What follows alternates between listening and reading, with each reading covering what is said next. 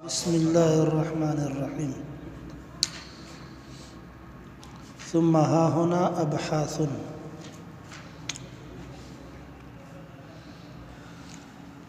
جیسا کہ ہم نے پہلے عرض کیا تھا کہ جب ماتن فقہ کی تعریف کریں گے تو علامہ تفتازانی رحمۃ اللہ علیہ اس پر اعتراضات کی بارش کر دیں گے۔ دو اعتراض تو کل کے سبق میں گزرے جن کا جواب بھی علامہ تفتازانی نے دے دیا، لیکن اب 4 مزید اعتراض کر رہے ہیں جن کا جواب انہوں نے نہیں دیا، اور جواب نہ دینے کا مقصد یہ ہے کہ یہ اعتراضات صحیح ہیں اور تعریف وہ صحیح نہیں ہے۔ توجہ ہے؟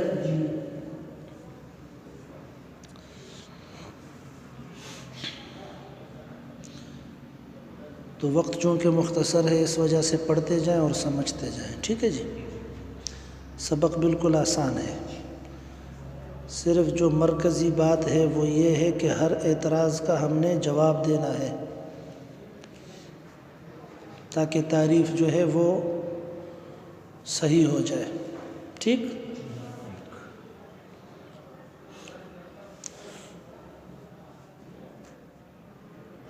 ثم ها هنا ابحاث، پھر یہاں پر کچھ بحثیں ہیں۔ الاول، پہلی بحث یہ ہے، یعنی پہلا اعتراض یہ ہے، ابحاث کا معنی ہے اعتراضات۔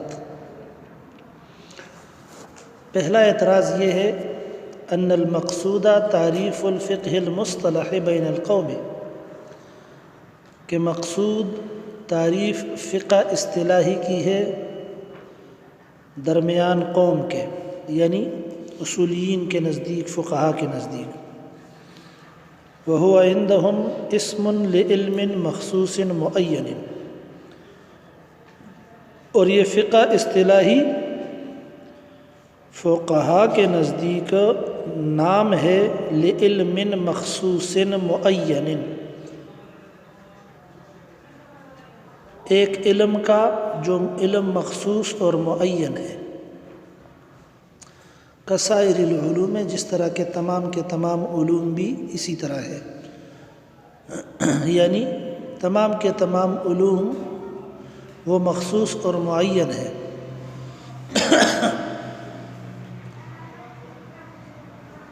وعلی ما ذکرہ المصنف رحمہ اللہ هو اسم لمفہوم کلی،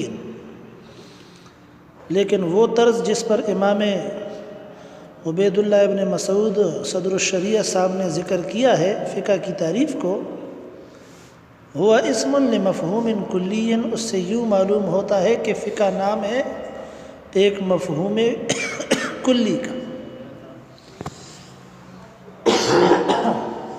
توجہ ہے؟ یتبدل بحسب الایام والاعصار، جو بدلتا رہتا ہے دنوں اور زمانوں کے اعتبار سے۔ کیسے بدلتا ہے؟ فَيَوْمًا يَكُونُ عِلْمًا بِجُمْلَةٍ مِّنَ الْأَحْكَامِ، تو ایک دن یہ فقہ علم ہوتا ہے بِجُمْلَةٍ مِّنَ الْأَحْكَامِ، ایک خاص مجموعے کا احکام میں سے، یا بِجُمْلَةٍ مِّنَ الْأَحْكَامِ تمام مسائل کے جاننے کا۔ فیومن، پھر ایک دن، یکونو ہوتا ہے یہ علماً علم، یعنی ہوتا ہے یہ فقہ، ہوتی ہے یہ فقہ علماً بِجُمْلَةٍ مِّنَ الْأَحْكَامِ تمام مسائل کے جاننے کا نام۔ ویومن، اور دوسرے دن، بِأَكْثَرَ وَأَكْثَرَ، زائد اور زائد، اس سے بھی زیادہ اور اس سے بھی زیادہ۔ وَهَكَذَا يَتَزَايَدُ إِلَىٰ انْقِرَاضِ زَمَنِ النَّبِيِّ صلی اللہ علیہ وسلم، اسی طرح یہ علم بڑھتا رہتا ہے إِلَى انْقِرَاضِ زمن النبی صلی اللہ علیہ وسلم، نبی صلی اللہ علیہ وسلم کے زمانے کے ختم ہونے تک۔ توجہ ہے؟ مثلاً کی بات، حضور کے زمانے میں 50 احکام کا علم، یہ کیا تھا؟ فقہ تھا، صحیح ہے۔ پھر اس کے بعد ایک اور حکم آیا تو اب 51 احکامات کا نام کیا ہو گیا؟ فقہ ہو گیا۔ اور اسی طرح یہ بڑھتا گیا الی انقراض زمن النبی صلی اللہ علیہ وسلم، نبی علیہ الصلوۃ والسلام کے زمانے کے ختم ہونے تک۔ تو یہ تو مخصوص اور معین چیز کا نام نہیں ہوا فقہ، توجہ ہے کہ نہیں ہے؟ بلکہ یہ تو مفہوم کلی ہو گیا، جو ایام اور اعصار یعنی زمانوں کے لحاظ سے کیا ہوتا گیا؟ بدلتا گیا۔ پتہ نہیں سمجھا کہ نہیں سمجھا؟ پھر جب رسول اللہ صلی اللہ علیہ وسلم کا زمانہ ختم ہو گیا تو فقہ نام تھا فرض کرو 100 مسائل کا۔ پھر نبی علیہ الصلوۃ والسلام کے زمانے کے بعد کئی باتوں پر اجماع منعقد ہوتا گیا تو فقہ بڑھتا گیا۔ توجہ کرنا، کئی باتوں پر اجماع ہوتا گیا اخبار آحاد کے خلاف تو فقہ کم ہوتا گیا، گھٹتا گیا۔ تو یہ کیسی تعریف ہے کہ جو ایک جگہ پر رکتی نہیں ہے، جو ایک خاص مجموعے کا نام نہیں ہے۔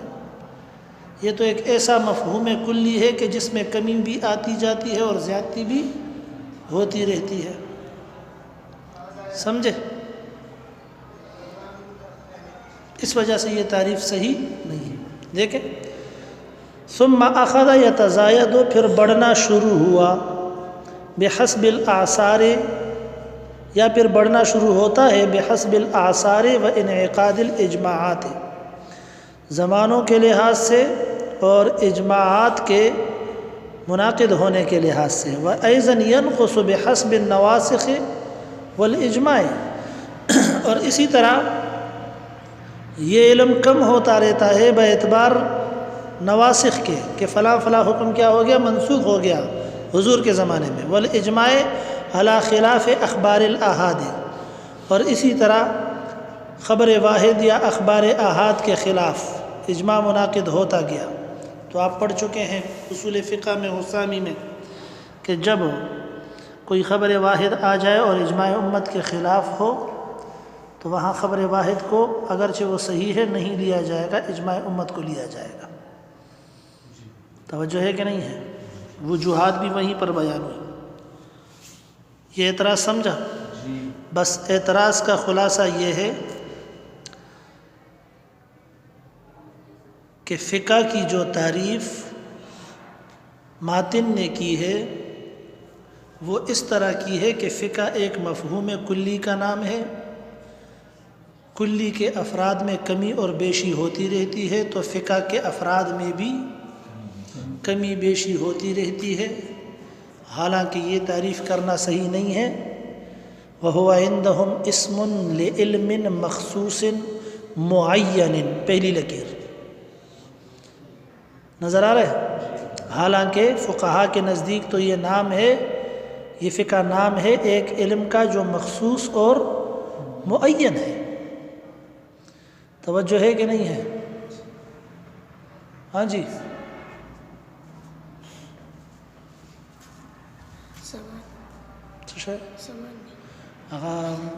پردہ کا غلط ہے کہ کیا تھا بس سمرا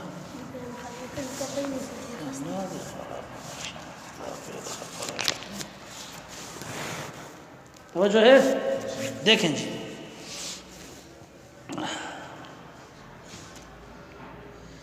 سبحان اللہ و بحمدہ سبحان اللہ العظیم۔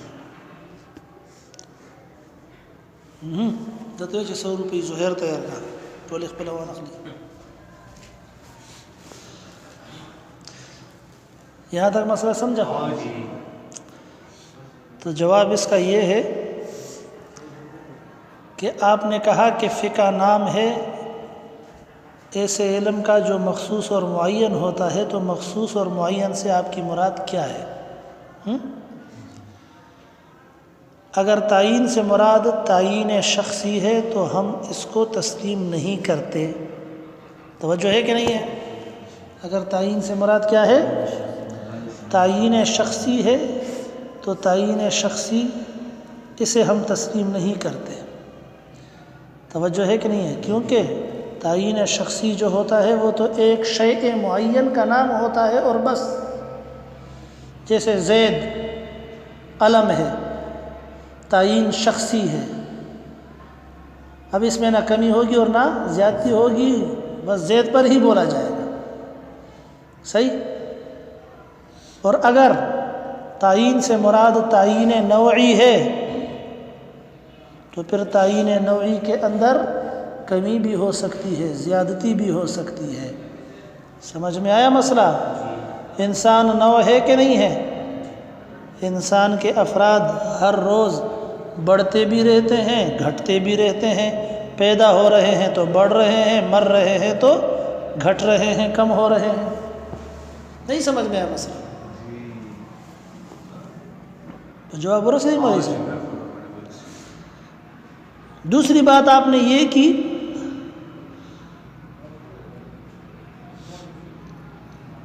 کہ فَيَوْمًا يَكُونُ عِلْمًا بِجُمْلَةٍ مِّنَ الْأَحْكَامِ عِلْمًا بِجُمْلَةٍ مِّنَ الْأَحْكَامِ وَيَوْمًا بِأَكْثَرَ وَأَكْثَرَ وَهَكَذَا يَتَزَايَدُ إِلَى انقراض زمن النبي صلى الله عليه وسلم ثم أخذ يتزايد بحسب الآثار وانعقاد الإجماعات وأيضا ينقص بحسب النواسخ والإجماع۔ کبھی کبھی کم ہوگا، نواسخ آئیں گے، ہاں، والاجماع علی خلاف اخبار الآحاد، خبر واحد کے خلاف کوئی اجماع اگر نظر آ جائے تو بات یہ ہے کہ نسخ سے کوئی حکم کم تھوڑی ہوتا ہے۔ ما ننسخ من آیت او ننسها نأتی بخیر منها او مثلها۔ نہیں سمجھ میں آیا مسئلہ؟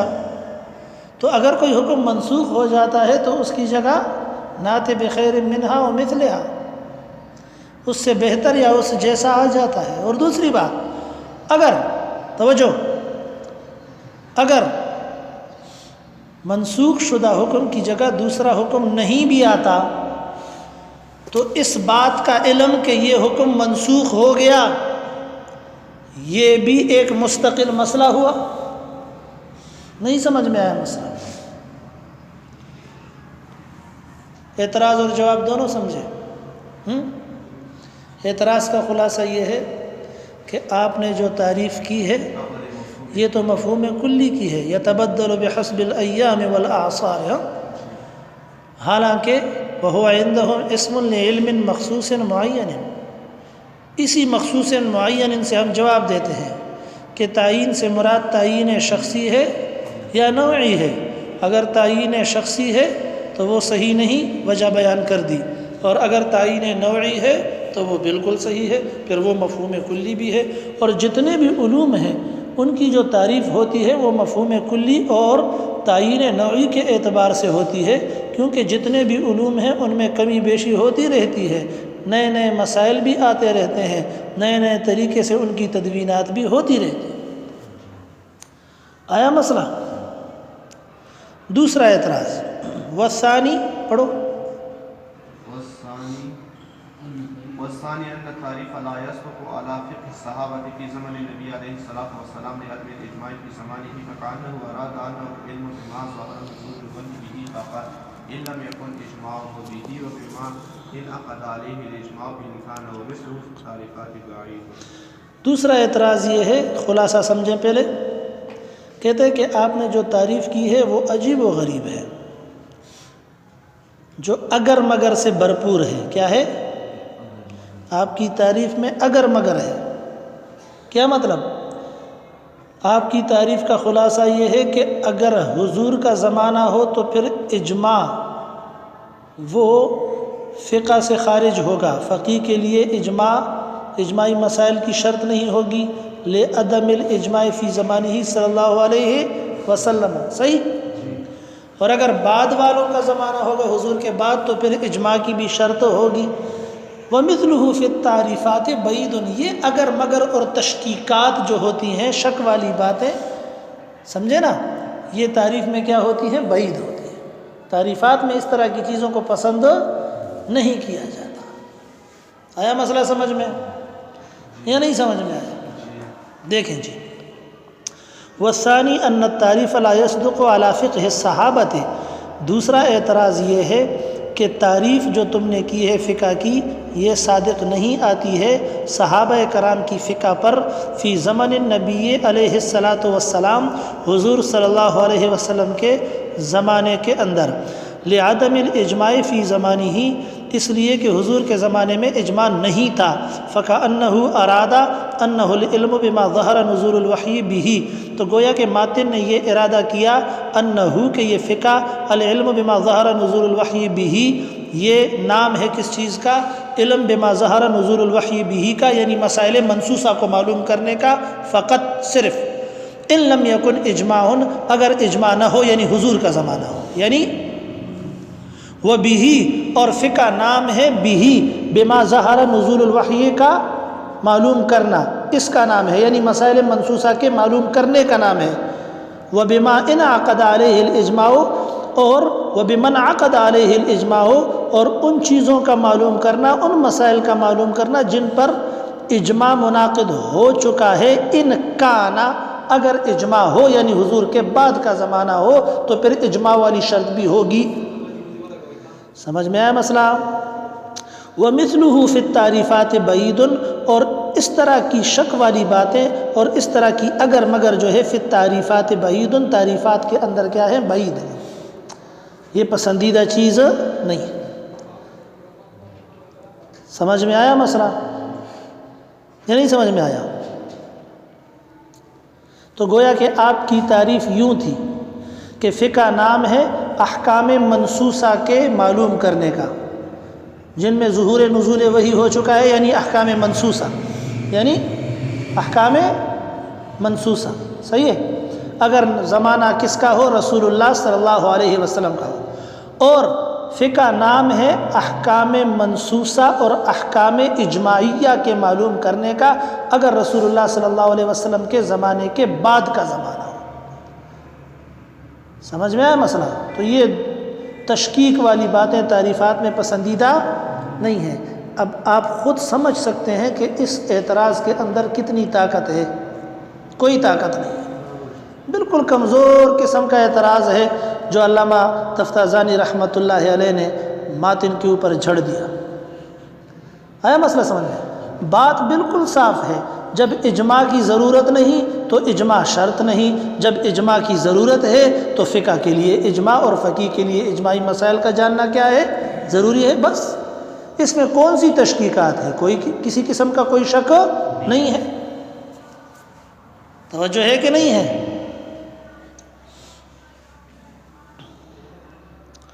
الثالث، تیسرا اعتراض پڑھو۔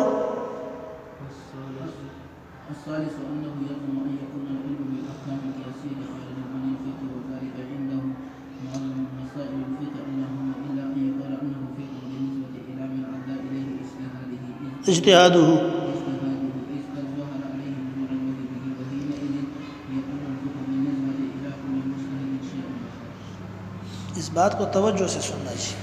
الثالث، تیسرا اعتراض یہ ہے، یہ اعتراض ہوا ہے متن میں جو فرمایا نا صفحہ 54 پر، لل مسائل القیاسیہ، توجہ، مسائل قیاسیہ کا جاننا یہ فقہ کے اندر ضروری نہیں ہے، فقہ کے لیے ضروری نہیں ہے۔ تو کہتا ہے کہ فقہی مسائل، قیاسی مسائل، قیاسی مسائل یہ تو فقہ کے عظیم مسائل ہیں، آپ نے ان کی شرط ہی نکال دی، توجہ ہے کہ نہیں ہے؟ ان کو فقہ سے کیا کر دیا؟ خارج کر دیا، حالانکہ یہ تو وذالک عندہم معظم مسائل الفقہ ہے، یہ تو فقہا کے نزدیک، علماء کے نزدیک فقہ کے عظیم و شان مسائل ہیں، مسائل قیاسیہ۔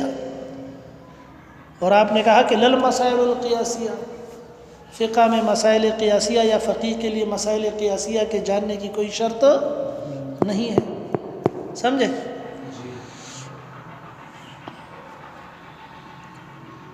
تو ایسا کرنا غلط ہے.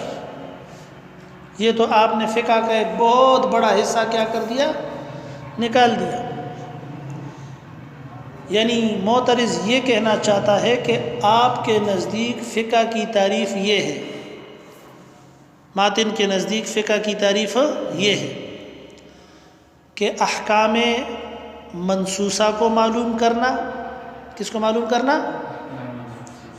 صحیح ہے. التی قد ظہر نزول الوحی بہ. صحیح ہے. قد ظہر نزول الوحی بہا. سمجھے نا؟ یہ ہے احکام منسوسہ، احکام ظاہرہ نازلہ، احکام منسوسہ.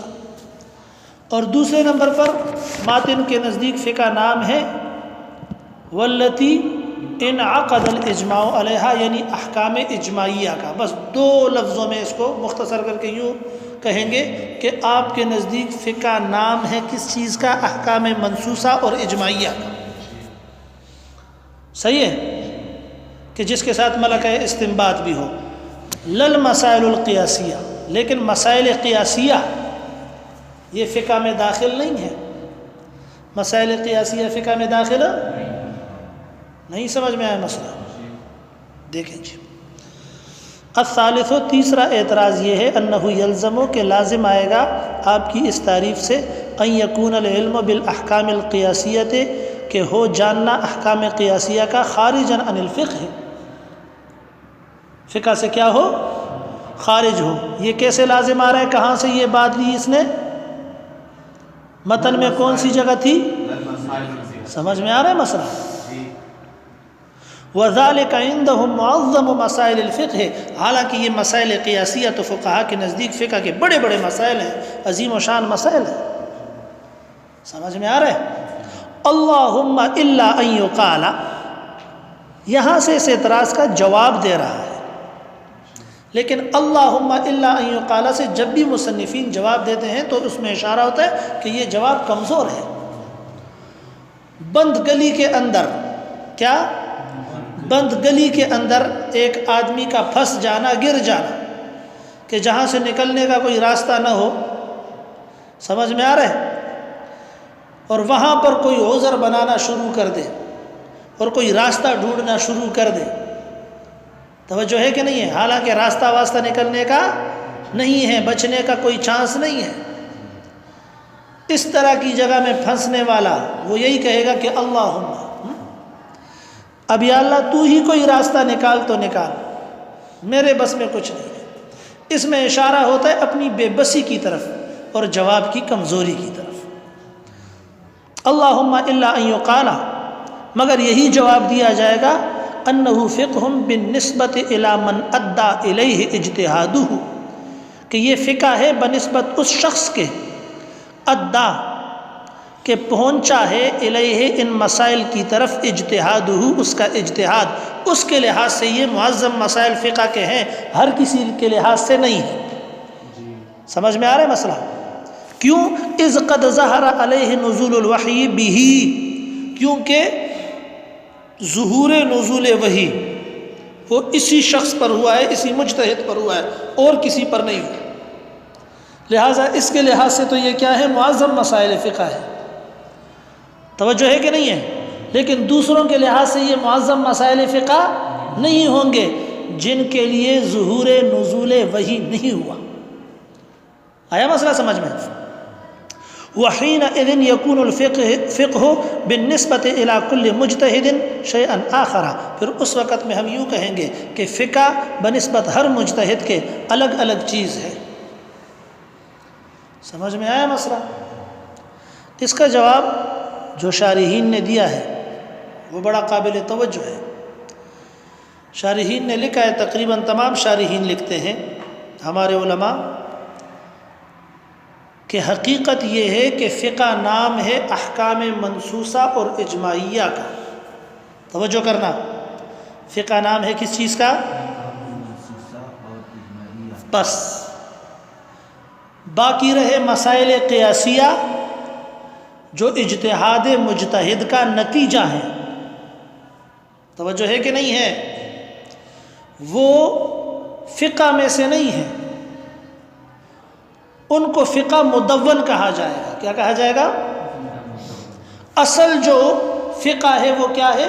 احکام منسوسہ اور احکام اجماعیہ، یعنی وہ مسائل جو قرآن سے ثابت ہیں، جو حدیث سے ثابت ہیں، جو اجماع امت سے ثابت ہیں، ان مسائل کو فقہ کہا جاتا ہے۔ اصل وہ مسائل ہیں۔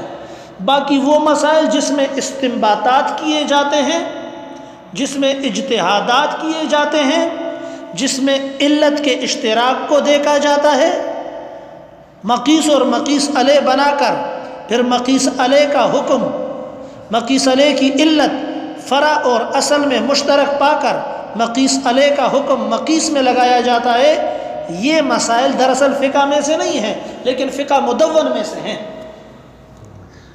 توجہ ہے کہ نہیں ہے؟ لیکن جب فقہ کی تدوین شروع ہوئی، فقہ کو جمع کرنا شروع ہوا، اصل فقہ کو، تو چونکہ ان کی بھی ضرورت تھی، اس وجہ سے ان مسائل قیاسیہ کو بھی ساتھ میں کیا کر دیا گیا؟ لکھ دیا گیا اور شامل کر دیا گیا، اس لیے انہیں بھی فقہ میں شمار کیا جاتا ہے۔ ورنہ اصل جو فقہ ہے وہ مسائل منسوسہ ہیں اور مسائل اجماعیہ ہیں، پھر نص چاہے قرآن کی ہو یا حدیث کی۔ توجہ ہے کہ نہیں ہے؟ اسی وجہ سے ہمارے علماء نے یہ تصریح کی ہے کہ یہ جو کہتے ہیں نا کہ حلال کو حرام سمجھنا کفر ہے اور حرام کو حلال سمجھنا یا کہنا کیا ہے؟ کفر ہے، یہ اس حلال اور حرام کے بارے میں قاعدہ ہے جو منسوس ہو، جو حلت حرمت کیا ہو مولوی صاحب؟ منسوس ہو۔ جس طرح زنا حرام ہے، شراب حرام ہے، انہیں اگر کوئی حلال کہے گا تو وہ کیا ہو جائے گا؟ کافر ہو جائے گا۔ باقی احکام قیاسیہ کے بارے میں یہ قاعدہ نہیں ہے، یاد رکھنا۔ ورنہ تو ایک چیز ہوتی ہے، اسے امام شافعی حرام کہتے، ہم حلال کہتے، ہم حرام کہتے، وہ حلال کہتے۔ ان کے بارے میں یہ قاعدہ نہیں ہے۔ مولوی سے خبر والے اور سے نہیں کہا ہاں دا خبر یاد ہے ساتھ مولوی سے۔ الرابع، آخری اعتراض، ٹائم کو ختم تو خوب ہے، صحیح نا۔ چوتھا اعتراض یہ ہے انه ان اريد بظهور نزول الوحی الظہور فی الجملۃ، کہ اگر ظہور نزول وحی سے مراد ظہور فی الجملہ لیا جائے۔ اس اعتراض کا منشا کیا ہے؟ کہاں سے پیدا ہوا ہے؟ ہاں، قد ظہر نزول الوحی بہا، کہ ظہور نزول وحی سے مراد آپ کی کیا ہے؟ مختصراً سمجھو، ظہور فی الجملہ ہے یا ظہور بالجملہ ہے؟ ظہور فی الجملہ کا معنی کہ اس کا ظہور بعض پر ہوا ہو، بالجملہ کا معنی سب پر ہوا ہو یا اکثر پر ہوا ہو۔ اگر فی الجملہ مراد لو تو بھی صحیح نہیں ہے، اگر بالجملہ مراد لو تو بھی صحیح نہیں ہے۔ جواب مختصراً ابھی سے عرض کر رہا ہوں، وہ یہ ہے کہ ظہور نہ فی الجملہ مراد ہے نہ بالجملہ مراد ہے، ظہور عند المجتہد مراد ہے، بس۔ آیا مسئلہ سمجھ میں؟ ظہور عند بس، اب پڑھتے جائیں سمجھتے جائیں۔ الرابع، چوتھا اعتراض یہ ہے انہ ان اریدا بظہور نزول الوحی، اگر ارادہ کیا جائے یعنی مراد لیا جائے ظہور نزول وحی کی قید سے، الظہور فی الجملۃ، ظہور فی الجملہ یعنی کسی نہ کسی پر حکم کا ظاہر ہو جانا، تو پھر سنو اعتراض۔ فکثیر من فقہاء الصحابۃ، تو بہت سارے فقی صحابہ کرام ایسے تھے، لم یعرفوا کثیرا من الاحکام التی، جنہوں نے نہیں جانا تھا ان اکثر احکامات کو، ظہر نزول الوحی بہا، جن کے ساتھ ظہور نزول وحی ہو چکا تھا، اعلی بعض صحابت، بعض صحابہ کرام پر، یعنی ظہور فی الجملہ ہو چکا تھا۔ کما رجو، مثال اس کی یہ ہے جس طرح کہ رجوع کیا تھا صحابہ کرام نے، فی کثیر من الوقائع، بہت سارے واقعات اور احکامات کے اندر، الی عائشہ رضی اللہ عنہا و عنہم، حضرت عائشہ رضی اللہ تعالی عنہا و عنہم کی طرف، توجہ ہے کہ نہیں ہے؟ ولم یقدح، لیکن بٹا نہیں لگایا، لیکن مانے نہیں ہوا، ذالکا یہ سوال کرنا، ذالکا یہ عدم اطلاع ظہور نزول وحی کی، سمجھ میں آ رہا ہے؟ فی فقاہتہم، ان کی فقاہت میں کسی قسم کا عیب اس نے نہیں لگایا، توجہ ہے کہ نہیں ہے؟ ولم یقدح ذالک فی فقاہتہم، یہ سوال کرنا اور باخبر نہ ہونا، توجہ ہے کہ نہیں ہے؟ بے خبر رہنا ظہور نزول وحی سے، اس بات نے ان کی فقاہت میں لم یقدح کوئی عیب نہیں لگایا، کوئی اعتراض نہیں لایا، حالانکہ ان کی فقاہت سب کے نزدیک کیا تھی؟ متفقہ تھی، بڑے بڑے صحابہ تھے، توجہ ہے کہ نہیں ہے؟ وَإِنْ أُرِيدَ الظُّهُورُ عَلَى الْأَعَمِّ الْأَغْلَبِ، جس طرح کہ حضرت عمر نے مسائل پوچھے تھے حضرت عائشہ سے قاصد بیچ کر، حضرت عبداللہ ابن عباس رضی اللہ تعالیٰ عنہ نے مسائل پوچھے تھے، توجہ ہے کہ نہیں ہے؟ وَإِنْ أُرِيدَ الظُّهُورُ عَلَى الْأَعَمِّ الْأَغْلَبِ، دوسری شک، اگر ظہور سے مراد ظہور بالجملہ مراد لو، یعنی تمام یا اکثر، توجہ ہے کہ نہیں ہے؟ اگر مراد لیا جائے ظہور سے ظہور علی العام الاغلب، یعنی غالب طور پر اور عام طور پر، کہ وہ بات بہت زیادہ پھیل گئی ہے ہو، فہو غیر مضبوط، تو وہ بھی ضبط میں آنے والی چیز نہیں ہے۔ کیوں؟ اس لیے کہ تمام صحابہ کرام کی تعداد معلوم نہیں تھی۔ جب تمام صحابہ کرام کی تعداد معلوم نہیں تھی تو نصف اور اکثر کی بھی تعداد معلوم نہیں تھی۔ آیا مسئلہ سمجھ میں؟ جب نصف اور اکثر کی تعداد بھی معلوم نہیں تھی بوجہ جہالت کل کے، یعنی بوجہ جہالت عدد کل کے، تو پھر اس صورت کے اندر عام اور اغلب کا پتہ بھی چلے گا نہیں سمجھ میں آیا؟ فہو غیر مضبوط لکثرت الروات، بوجہ کثرت روات کے، وتفرقہم فی الاسفار والاشتغال، اور ان کا الگ الگ ہونا اسفار کے اندر اور اپنے اپنے کاموں کے اندر یا دیگر مشغلوں کے اندر، ولو سلما، اور اگر یہ بات تسلیم کر بھی لی جائے، فیلزم اللہ یکون العلم بالحکم الذی یرویہ الاحاد من الفقہ، تو پھر لازم آئے گی یہ بات کہ نہ ہو علم بالحکم الذی، اس حکم کا، یرویہ الاحاد، جس کو جو نقل کیا جاتا ہے خبر واحد کے ذریعے سے، من الفقہ، وہ فقہ میں سے نہ ہو، حتی یصیر شائعا ظاہرا علی الاکثر، یہاں تک کہ وہ ہو جائے شائع یعنی مشہور، اور ظاہرا علی الاکثر، ظاہر ہو جائے اکثر پر، فیصیر فقہا، تو تب وہ جا کر کیا بنے گا؟ فقہ بنے گا۔ وبالجملۃ، خلاصہ کلام یہ ہے، ھذا التعریف لا یخلو عن الاشکال والاختلال، یہ جو تعریف ہے فقہ کی جو علامہ صدر الشریعت نے کی ہے، یہ خالی نہیں ہے اشکال اور خلل سے۔ جواب میں نے عرض کر دیا، صحیح ہے؟ باقی یہ جو آخر میں ایک عبارت آئی اس کا مطلب واضح نہیں ہوا، وَلَوْ سُلِّمَ فَيَلْزَمُ أَلَّا يَكُونَ الْعِلْمُ بِالْحُكْمِ الَّذِي يَرْوِيهِ الْأَحَادُ مِنَ الْفِقْهِ۔ چلو اگر ہم یہ بات تسلیم کر بھی لیں کہ ظہور علی الاکثر والاغلب یہ کیا ہے؟ شرط ہے، سمجھ میں آیا؟ فقہ کے لیے کہ ظہور نزول وحی ہو اکثر پر اور اغلب پر اور زیادہ لوگوں پر، تو پھر وہ حکم جو خبر واحد کے ذریعے سے، حدیث خبر واحد کے ذریعے سے منقول ہو، وہ نہیں ہوگا من الفقہ، فقہ میں سے۔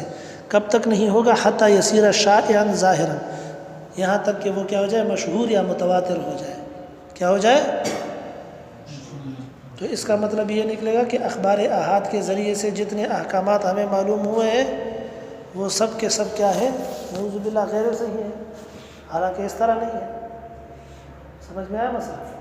تو خلاصہ کلام یہ ہے کہ ظہور نزول وحی، یہ جو قید آپ نے لگائی ہے، اس میں دو احتمال ہیں اور دونوں احتمالات پر کیا ہے؟ اعتراض ہے۔ جواب یہ ہے کہ دونوں اعتراضات غلط ہیں۔ ظہور سے مراد نہ ظہور فی الجملہ ہے اور نہ ظہور علی الاعم الاغلب ہے، بلکہ ظہور سے مراد صرف اور صرف یہ ہے کہ ظہور عند المجتہد ہو، مجتہد کے نزدیک ظاہر ہو جائے، بس۔ صحیح؟